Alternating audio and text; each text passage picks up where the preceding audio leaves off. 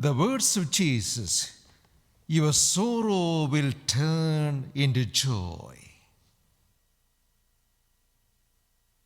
Your sorrow will turn into joy. Life is punctuated by suffering and sorrows. Everybody, at some point in life, in some people's case, maybe lot of sufferings in the body or in the mind, one thing or the other. Some kind of suffering. How do we cope with? How do we face the sufferings that come our way? Again, Jesus is the example. He speaks of the hour. The Gospel of John, we started from the wedding at Cana onwards. He keeps on, my hour. My hour. Here he speaks about the hour of a woman in childbirth. Again, the word hour is used. The hour of extreme agony and pain. But the pain is a prelude to joy. That's a key word. Pain is always a prelude to joy.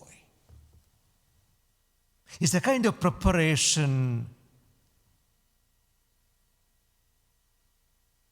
for you to expect something beautiful to happen. Only when you can have that kind of anticipation, expectation that something beautiful is going to happen after this, then alone you can cope with the agony of the moment.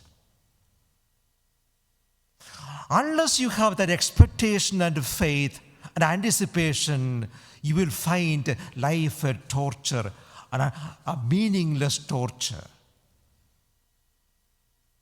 Think of Hebrews 12:2. The author says, fix your eyes on Jesus. Today's sentence hymn, keep your eyes on Jesus. The author and finisher of our faith, who, looking at the joy that was set before him, went through the agony of the cross and the shame of the cross. Note those words again. Fix your eyes on Jesus, who, keeping his eyes on the joy that was set before him, went through the pain and shame of the cross.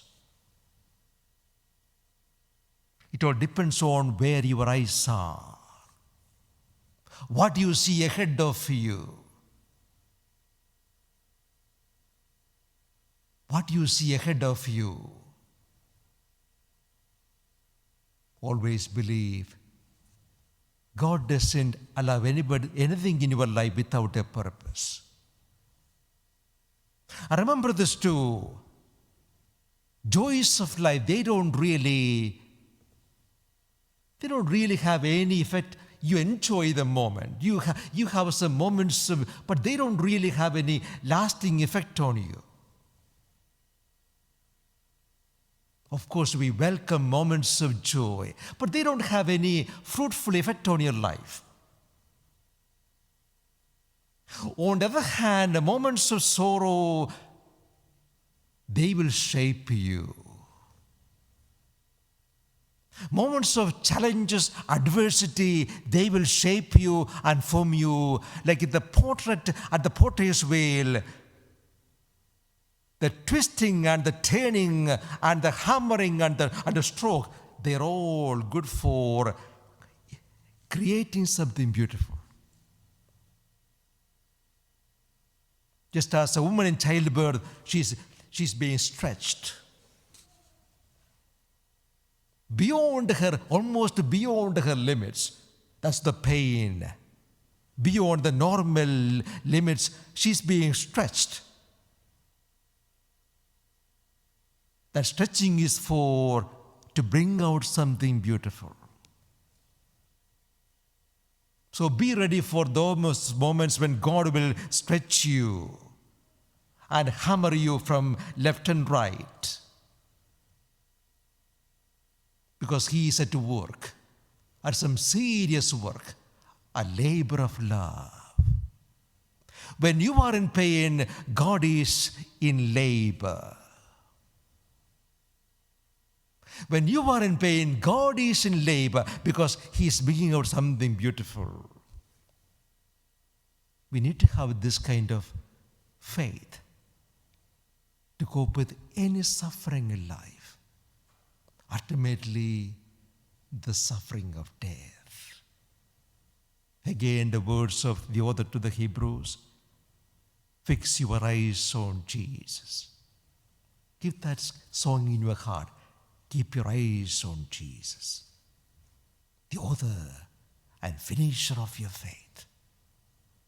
Keep your eyes on the joy that has been set before you. You have to look beyond your circumstances.